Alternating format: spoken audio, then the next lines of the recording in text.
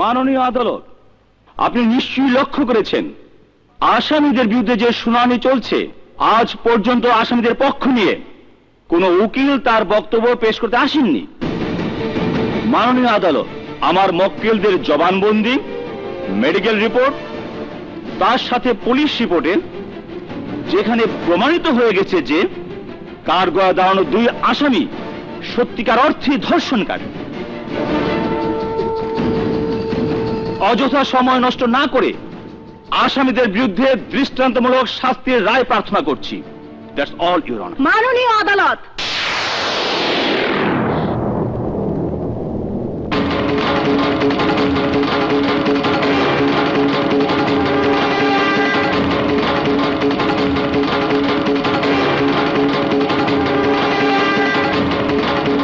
মাননীয় আদালত, আমি কবিতা, আর এই আমার ওকালতনামা।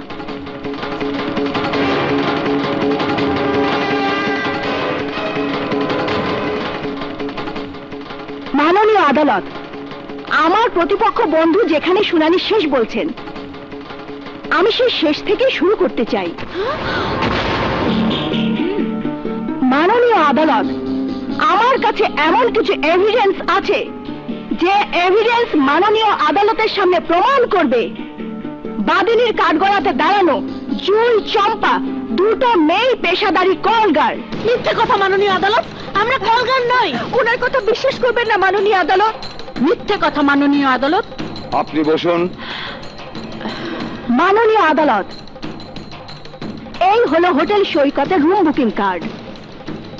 এই বুকিং কার্ড প্রমাণ করবে মিস জুই চৌধুরী আর মিস চম্পা চৌধুরী কলগার্ল হিসেবে পর পুরুষের সাথে ভিন্ন পরিচয়ে হোটেলে অবস্থান করেছিলেন। Objection overruled. প্রেসিডেন্ট। মিস জুই এবং মিস চম্পা, ভালো করে দেখে বলুন তো এই স্বাক্ষর দুটো কার? বলুন। আমাদের। কিন্তু মাননীয় আদালত, আমরা ওই হোটেলে যাইনি। আপনারা মিথ্যা বলছেন। মাননীয় আদালত, আমার বক্তব্যকে সত্য প্রমাণ করার জন্য হোটেল সৈকতের ম্যানেজার মিস্টার সোহাগ রহমানকে হাজির করার জন্য আমি অনুমতি প্রার্থনা করছি। প্রার্থনা মঞ্জুর করা হলো। আসুন। মিস্টার সোহাগ, ওই মেয়ে দুজনের দিকে তাকিয়ে ভালো করে দেখে বলুন তো কোথাও দেখেছেন কিনা? ইয়েস, দেখেছি। আমাদের হোটেল সৈকতের রিসিপশনে দেখেছি। সাথে কেউ ছিল? ইয়েস, ওনাদের সাথে ওনাদের স্বামী ছিল।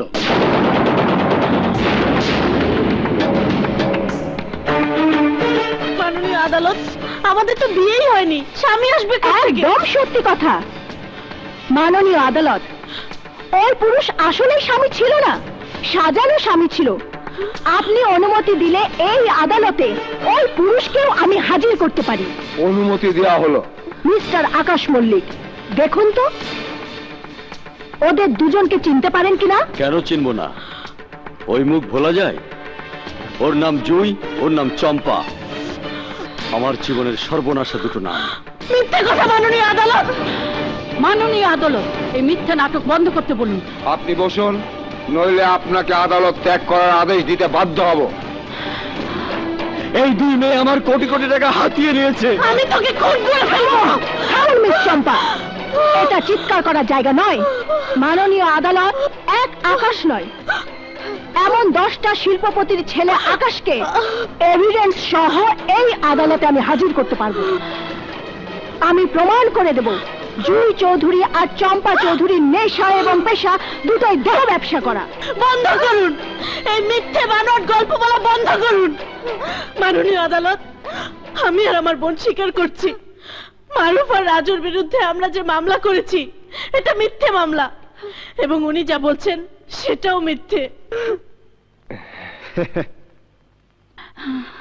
মাননীয় আদালত, মিস জুই আর চম্পা চৌধুরী যখন তাদের মামলা মিথ্যা মামলা বলে স্বীকার করে নিয়েছে, তখন আমিও স্বীকার করছি আমি যা বলেছি, যা প্রমাণ দেখিয়েছি সব মিথ্যা। মাননীয় আদালত, আমি যদি এই মিথ্যাটা নির্ভুলভাবে আদালতে প্রমাণ না করতাম, তাহলে এক দুঃখিনী মায়ের নিষ্পাপ দুটো সন্তান আইনের মারপ্যাচে পড়ে কম করে হলেও 7 বছরের জন্য জেলে চলে যেত। মাননীয় আদালত, আমি আমার মিথ্যা বক্তব্য পেশ করার জন্য মাননীয় আদালতের কাছে ক্ষমা প্রার্থনা করছি। একই সাথে বিনা শর্তে আমার মক্কেলদের মুক্তি দেবার আবেদন করছি। আসামিদের বিরুদ্ধে মামলাটি মিথ্যা প্রমাণিত হওয়ায় মারুফ হাসান ও রাজু হাসানকে বেকসুর খালাস সহ মামলাটি খারিজ করা হলো।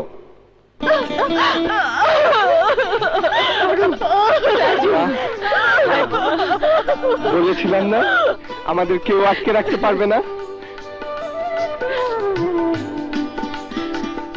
মা, তুমি আমার 2 ছেলেকে আমার বুকে ফিরিয়ে দিয়েছো। তোমার ফিস দেবার মতো কোনো অবস্থা আমার নেই মা। ভাইদের কাছ থেকে বোন ওকালতি করে কোনো ফিস নেয় তা আমার জানা নেই। যদি কেউ নেয় সে দলে আমি না। তবে ফিসের বদলে মায়ের দোয়া চাই। দোয়া করি মা।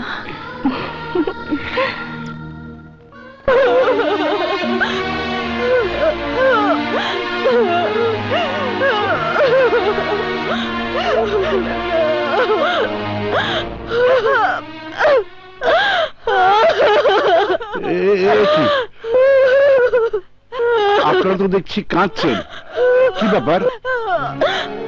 তুমি তো সারা জীবন কত আদর স্নেহ মমতার হাত বাড়িয়ে আমাদের কাছে আসতে চেয়েছো, কিন্তু আমরা তোমাকে চাকর বলে দূরে সরিয়ে দিয়েছি। আজ তোমার কাছে একটা জিনিস চাইবো, দেবে? দেবার মতো ক্ষমতা যদি থাকে অবশ্যই দেব। তোমার বুকে মাথা রেখে আমরা 2 বোন একটু কাঁদতে চাই।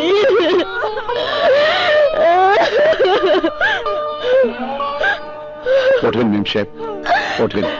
তুমি বিশ্বাস করো, এই বাড়িতে তোমার মুখটা ছাড়া আর একটা বুকও নেই যে বুকে বুক লুকিয়ে আমরা কাঁদতে পারি। তুমি কি বিশ্বাস করবে, তোমার বুকটাই আমাদের একমাত্র আশ্রয় মনে হচ্ছে। ভুল মেম সাহেব, মেম সাহেব ভুল ভুল ভুল। এই বুকটা আপনাদের আশ্রয় হতে পারে না। আমার তো মনে হয় এই বুকে মুখ লুকিয়ে কাঁদলে আপনাদের সুন্দর মুখে ময়লা লেগে যাবে। ময়লা তোমার বুকে নেই, ময়লা আছে আমাদের বুকে। তাই তো নিজের বুকটা আমাদের ময়লাতে ময়লা করতে চাইছো না। কেন চাইবে? এত বছরের অবজ্ঞা অপমানকে কেন ভুলে যাবে? সকালে তোমাকে অপমান করেছি, এখন যদি বলি তুমি আমাদের বাবার মতো, এই কথাটা কেন বিশ্বাস করবে? তুমি তো আর আমাদের বাবা নাও, এটাই সত্যি। চুপ করো, চুপ করো, চুপ করো।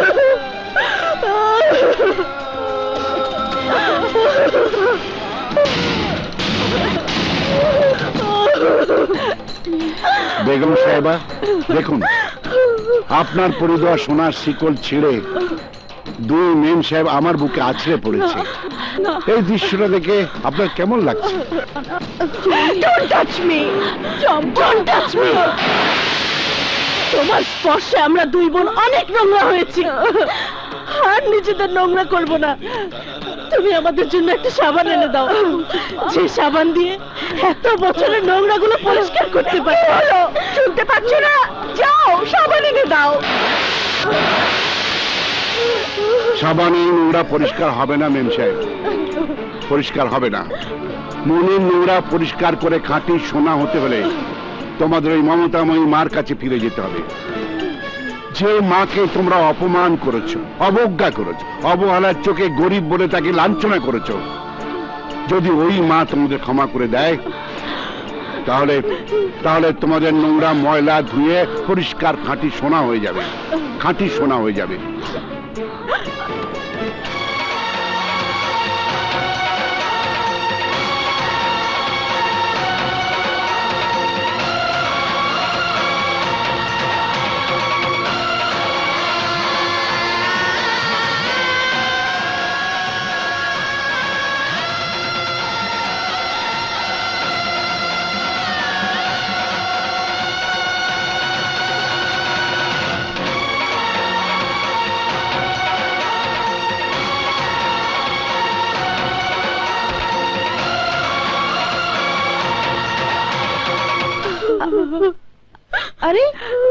করছো তোমরা? তোমাদের সুন্দর হাতগুলো আমার পায়ের ধুলোতে নোংরা হয়ে যাবে তো। এই কথাটা যেদিন বলেছিলাম সেদিন আমরা ছিলাম অহংকারী মেয়ে।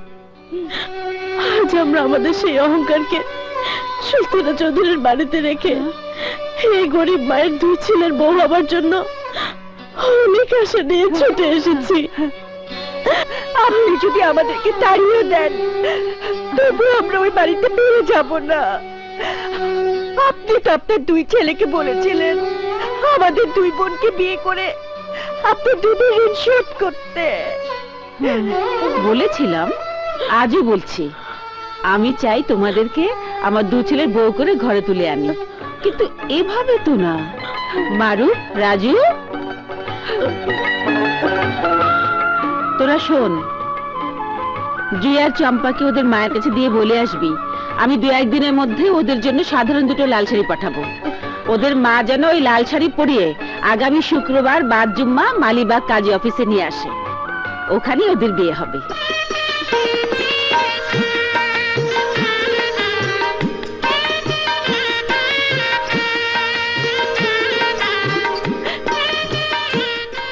যা পৌঁছে দিয়ে আয়। আমার দুই মেয়ে মিথ্যে আবেগে তোদের মায়ের পায়ের নিচে ঠিকানা খুঁজে নিতে চেয়েছি বলে তোরা যদি মনে করে থাকিস জুই আর চম্পা এই রাজপ্রাসাদে জন্ম নিয়ে পুরো ঘরের বউ হবে, তাহলে এটা তোদের মায়ের জন্য দুঃস্বপ্ন ছাড়া কিছুই না। সুলতানা চৌধুরী, এই যে সুলতানা চৌধুরী,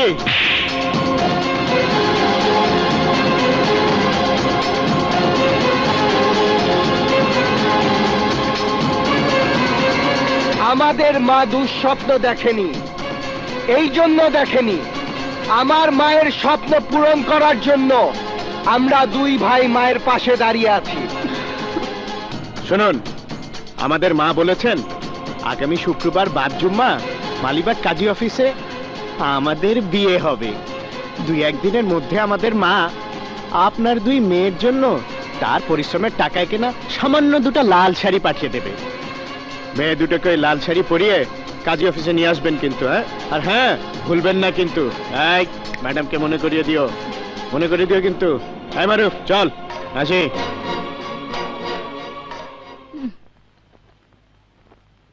এই ফকিনের ছেলেরা শুনে যা,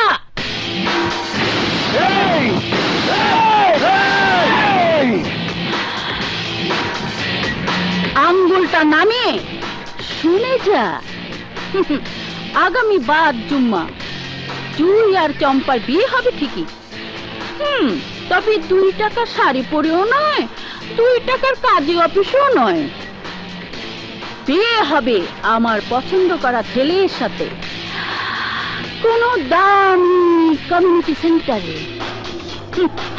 অনেক এটো খাবার থাকবে, যদি পারিস। হ্যাঁ, তোর মা বোনকে নিয়ে এসে খেয়ে যাস। সুলতানা চৌধুরী, তুমি কি পারো আর না পারো তা আমাদের জানা হয়ে গেছে, আর আমরা দুই ভাই কি পারি সেটা কিন্তু দেখিয়ে দিয়েছি। তোমার যদি ক্ষমতা থাকে তাহলে তোমার মেয়ে দুটোকে সোনার শিকলে তো বাঁধতে পারোনি, এবার চেষ্টা করে দেখো লোহার শিকলে বাঁধতে পারো আর কিনা। হ্যাঁ, এটা একটা গরিব মায়ের পক্ষ থেকে তার 2 সন্তানের challenge, challenge, challenge. Majnu, Kamal, বুঝছি তো, কিছু একটা করতে হইবে। কি করতে হবে তাই বলো বুবুজান। আমার ভাত তো অনেক খেয়েছিস, এবার একটু হালাল কর। ঠিক আছে, জুই আর চম্পার জন্য ছেলে দেখ।